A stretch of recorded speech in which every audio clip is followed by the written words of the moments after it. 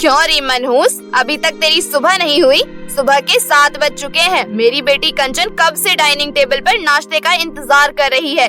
जल्दी उठ कमबख्त, जब देखो सोती रहती है। चाची, आज मेरी तबीयत ठीक नहीं है, मुझे बहुत तेज बुखार है, मैं आज काम नहीं कर पाऊंगी चाची। हाँ, मुझे अच्छे से पता है, ना काम करने के तेरे पास 100 बहाने होते हैं। तुझे इस घर में मैं मुफ्त में रोटियां तोड़ने नहीं दूंगी, चाहे तुझे बुखार हो, गला दर्द हो या तेरे पैर कब्र में लटक रहे हो। तुझे घर का सारा काम करना पड़ेगा। आई बात समझ में? अब जल्दी उठ और मेरी बेटी के लिए नाश्ता बना। बेचारी सुहाना इतनी तेज बुखार में भी अपनी चाची के डर से नाश्ता बनाने चली गई। इतना ही नहीं, ललिता ने बुखार में तप रही सुहाना से ढेर सारे जूठे बर्तन और गंदे कपड़े भी धुलवाए। सुहाना करती भी तो क्या, बेचारी के आंसू पोंछने वाला कोई नहीं था। वो अनाथ थी। माता पिता की मौत के बाद वो अपनी चाची ललिता के साथ रह रही थी। ललिता की अपनी एक बेटी भी थी जिसका नाम था कंचन। वो भी अपनी माँ की तरह सुहाना पर हमेशा हुक्म चलाती थी। सुहाना चुपचाप चाची ललिता के अत्याचार सहकर जैसे तैसे अपने दिन काट रही थी। एक दिन कंचन खुश होते हुए अपनी माँ से बोली, माँ, हमारे गांव में फैशन शो होने वाला है, मुझे बहुत ही सुंदर गाउन चाहिए ताकि मैं कंपटीशन में जीत सकूं। हाँ हाँ, क्यों नहीं बेटी, मैं तुझे ऐसा गाउन दिलवाऊंगी जो इस गांव में किसी के पास नहीं होगा। तो इस फैशन शो को जरूर जीतेगी और एक दिन बहुत बड़ी मॉडल बनेगी। ललिता और कंचन की बातें कमरे में सफाई कर रही सुहाना ने सुन ली। सुहाना की भी इच्छा थी फैशन शो में हिस्सा लेने की। वो मन ही मन बोली, अरे वाह, गांव में फैशन शो होने वाला है, मैं भी फैशन शो में हिस्सा लेना चाहती हूँ, मगर मेरे पास एक अच्छी ड्रेस भी नहीं है, सभी कपड़े पुराने और फटे हुए हैं। क्यों ना मैं एक बार चाची से कहकर देखूं, शायद वो मुझे नए कपड़े दिला दे। आखिर मैं दिन रात घर का सारा काम जो करती हूँ। ऐसा सोचकर सुहाना चाची ललिता से बोली, चाची जी, आप मार्केट से मेरे लिए भी एक अच्छी सी ड्रेस लेकर आना।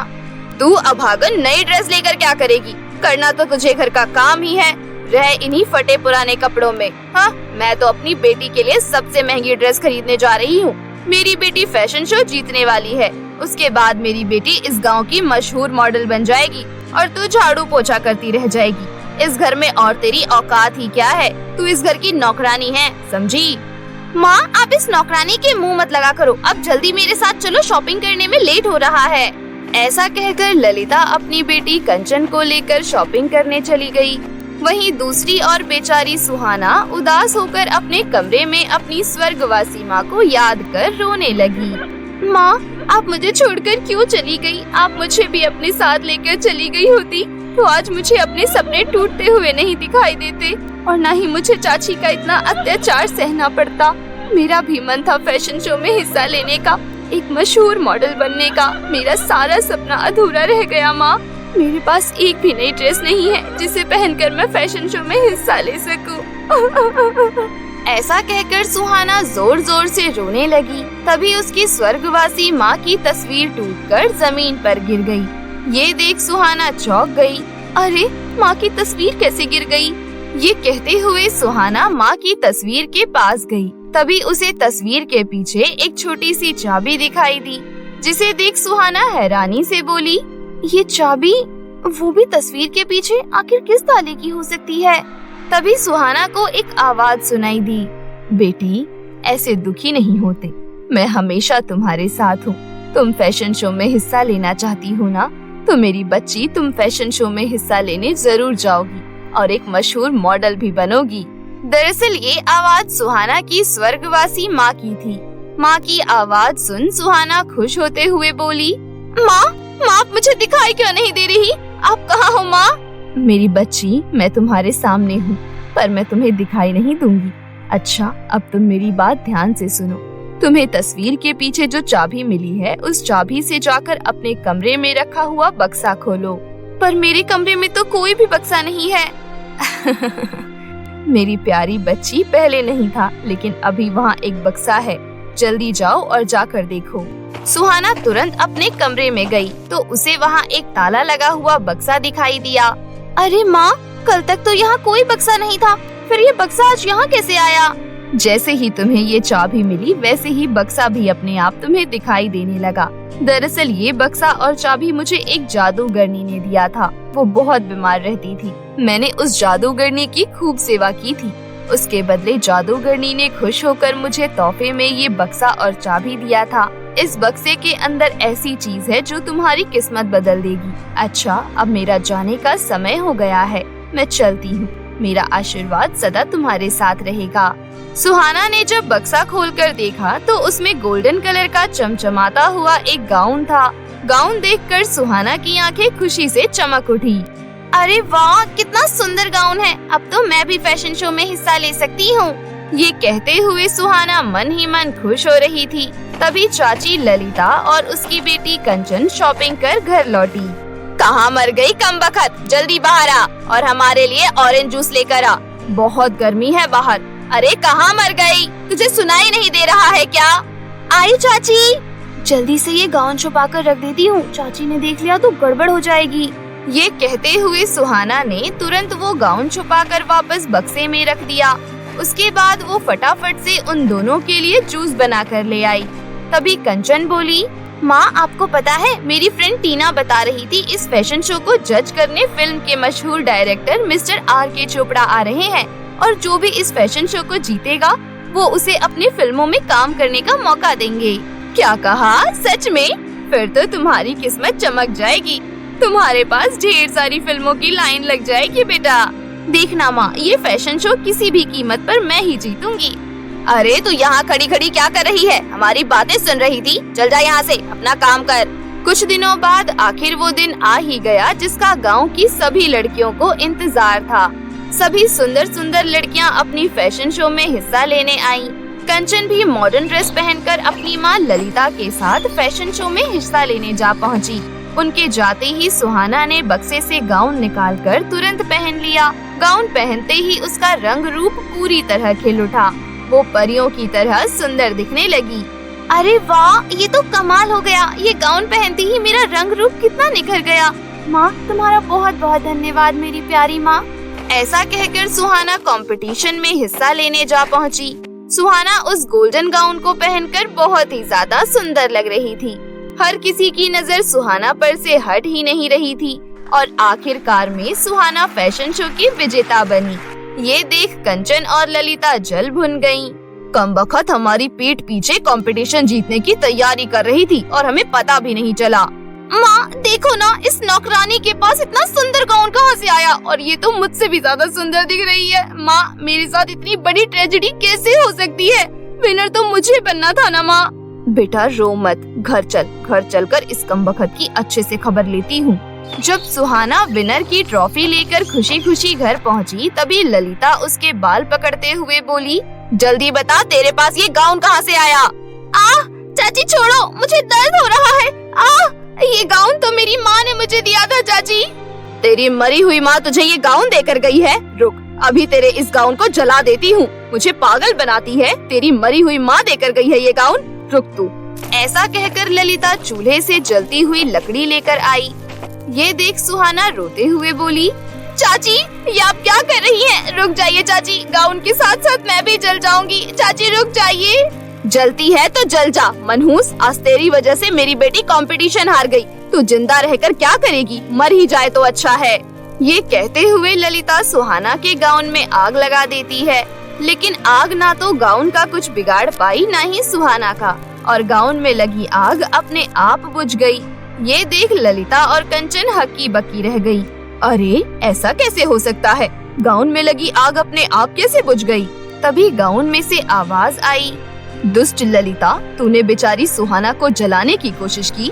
तुझे इसकी सजा जरूर मिलनी चाहिए ताकि तेरी तरह और भी लोग सबक सीख सकें। गाउन को बोलता देख सभी हैरान रह गए। इससे पहले कि कोई कुछ समझ पाता, जादुई गाउन में से आग की लपटें बाहर निकली और ललिता के कपड़ों में आग लग गई। ललिता चीखने चिल्लाने लगी, बचाओ मुझे, मैं मरना नहीं चाहती। कंचन मुझे बचा ले बेटी। माँ मैं क्या करूँ? मैं आपको बचाऊं कैसे? मेरा गोरा रंग जल जाएगा।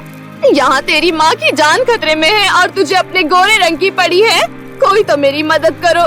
सुहाना बेटी, तू ही मेरी मदद कर सकती है, मुझे माफ कर दे। मैंने तेरे ऊपर बहुत अत्याचार किया है, उसकी इतनी बड़ी सजा मत दे, मेरी जान बचा ले। तेरा बड़ा एहसान होगा बेटी। चाची ललिता को ऐसे गिड़गिड़ाते देख सुहाना को उस पर दया आ गई। फिर उसने अपने जादुई गाउन से विनती की। उसके बाद जादुई गाउन ने ललिता के कपड़ों में लगी आग बुझा दी। सुहाना बेटी, तेरा बहुत बहुत धन्यवाद। आज तेरी वजह से मेरी जान बच गई। तूने बताया नहीं कि तेरे पास जादुई गाउन है। मुझे माफ कर दे बेटी, अब मैं तुझे अपनी बेटी की तरह प्यार करूंगी। चल अब इस गाउन को मुझे दे दे, मैं इसे संभाल कर अलमारी में रख देती हूँ। जब तुम्हें इसकी जरूरत होगी तो इस्तेमाल कर लेना। खबरदार दुष्ट औरत, अगर तूने मुझे हाथ भी लगाया तो, नहीं तो तेरा हाथ जला दूंगी। और आज के बाद तूने सुहाना को परेशान किया तो मुझसे बुरा कोई नहीं होगा, समझ गई? समझ गई जादुई गाउन, मैं सुहाना बेटी को कभी परेशान नहीं करूंगी। उस दिन के बाद से ललिता ने सुहाना को कभी परेशान नहीं किया। वहीं सुहाना को कंपटीशन जीतने के बाद मशहूर film director mister R.K. Chopra ने अपनी फिल्म में साइन कर लिया और कुछ ही समय में सुहाना का नाम एक मशहूर एक्ट्रेस की लिस्ट में शामिल हो गया और उसने कई अवार्ड भी जीते। इस तरह जादुई गाउन के जादू से सुहाना का जीवन पूरी तरह बदल गया और वो हंसी खुशी अपनी जिंदगी व्यतीत करने लगी। श्रापित भूतिया कुआं। कोल्हापुर नामक गांव में एक कुआं था जिसमें एक दैत्य चुड़ैल रहती थी जो गांव के लोगों को बहुत परेशान किया करती थी, जिस कारण पूरे गांव में दहशत का माहौल था।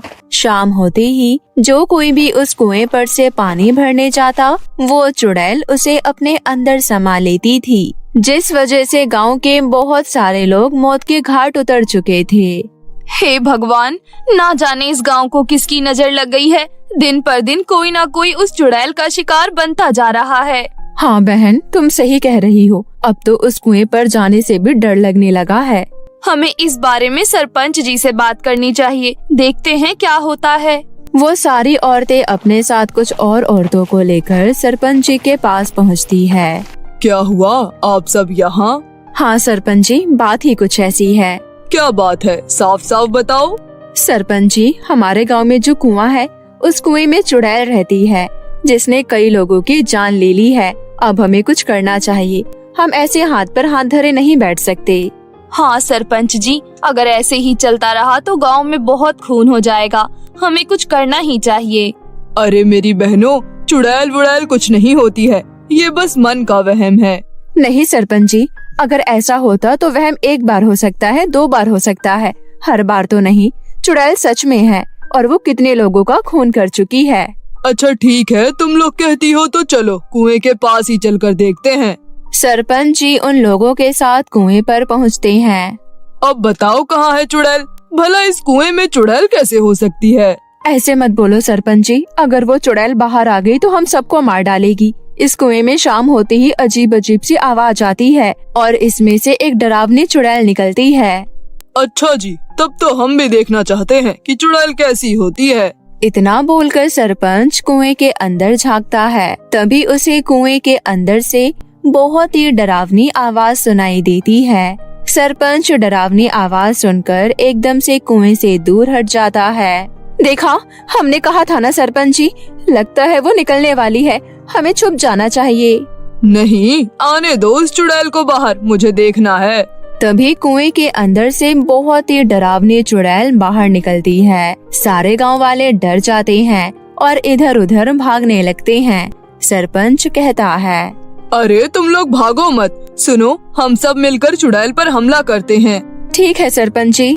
अब गांव के कुछ लोग चुड़ैल को मारने के लिए आगे बढ़ते हैं, परंतु वो चुड़ैल किसी के हाथ नहीं आती। परंतु फिर भी गांव वाले हार नहीं मानते। वो कैसे भी करके चुड़ैल को पकड़कर उसे डंडे से पीटने लगते हैं। चुड़ैल उस कुएं के अंदर चली जाती है। गांव वाले समझते हैं कि चुड़ैल डरकर अंदर चली गई।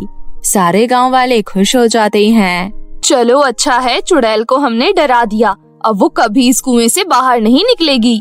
तभी एक औरत उस कुएं के अंदर झांकती है। कुएं में से एक हाथ निकलता है और उस औरत को पकड़कर अंदर खींच लेता है। सरपंच जी, मुझे बचाओ, ये चुड़ैल मुझे अंदर खींच रही है। ऐसा बोलते बोलते वो औरत कुएं के अंदर चली जाती है। अरे जरा देखो तो वो औरत कहाँ चली गई। हाँ सरपंच जी, अभी देखता हूँ। ऐसा कहकर सरपंच का आदमी कुएं के अंदर देखता है। तभी फिर से हाथ बाहर आता है और उसको भी अंदर खींच लेता है। अब सरपंच भी डर जाते हैं। अरे ये कुआं तो सचमुच भूतिया कुआं है। इस कुएं को चुड़ैल के चंगुल से छुड़ाना है तो हमें कुछ न कुछ जरूर करना पड़ेगा। आपको विश्वास नहीं हो रहा था ना सरपंच जी? अब देखो, खामखा 2 लोगों की और जान चली गई। मैं शर्मिंदा हूँ इस चीज के लिए। मैं कल ही अपने जान पहचान के पंडित जी को बुलाता हूँ। अब वही इसका कुछ उपाय बता सकते हैं। चलिए अब कल मिलते हैं। सभी लोग अपने अपने घर चले जाते हैं। अगली सुबह होते ही गांव के लोग सरपंच के घर पहुंचते हैं। पंडित जी भी सरपंच के घर आता है। आइए पंडित जी, हम सब आप ही का इंतजार कर रहे थे। क्या बात है बेटा, बहुत जल्दी में मुझे बुलाया, क्या बात है? सभी लोग मिलकर सारी बात पंडित जी को बताते हैं और इससे निजात पाने का उपाय पूछते हैं।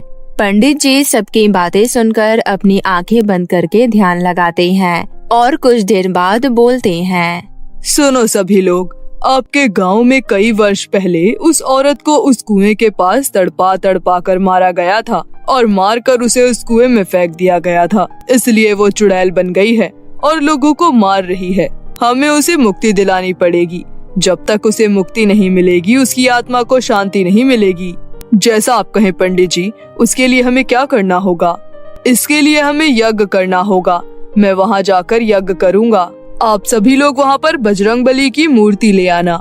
हम उसकी स्थापना वहाँ पर करेंगे जिससे वो चुड़ैल हमेशा हमेशा के लिए वहाँ से मुक्त हो जाएगी। तो देर किस बात की पंडित जी, चलिए ये शुभ काम आज ही करते हैं। हाँ हाँ, जितनी जल्दी हमें उस चुड़ैल से निजात मिल जाएगा उतना हमारे लिए अच्छा है। सभी लोग उस कुएं के पास पहुंच जाते हैं और पंडित जी यज्ञ शुरू करते हैं। यज्ञ करने के बाद पंडित जी वहां पर बजरंगबली की मूर्ति स्थापित कर देते हैं। अब सब लोग मिलकर आरती गाओ। आरती की आवाज सुनकर चुड़ैल चिल्लाते हुए कुएं से बाहर निकलती है। तुमने जितने भी लोगों को तकलीफ दी है उतना काफी है। अब तुम्हें यहाँ से जाना होगा। आज से तुम मुक्त हो जाओगी। जाओ यहाँ से। ऐसा बोलकर पंडित जी उस पर गंगा जल छिड़कते हैं और वो चुड़ैल भस्म हो जाती है। अब वो चुड़ैल हमेशा हमेशा के लिए वहाँ से चली जाती है। चुड़ैल के भस्म होते ही सभी लोग वहाँ प्रकट हो जाते हैं जिसे चुड़ैल ने कुएं के अंदर समा लिया था। सभी लोग अपने अपने लोगों को देखकर बहुत खुश होते हैं। अब वो कुआं चुड़ैल के चंगुल से आजाद हो गया था। अब सभी गांव वाले खुशी खुशी उस कुएं पर पानी भरने लगते हैं और अपना अपना जीवन व्यतीत करते हैं।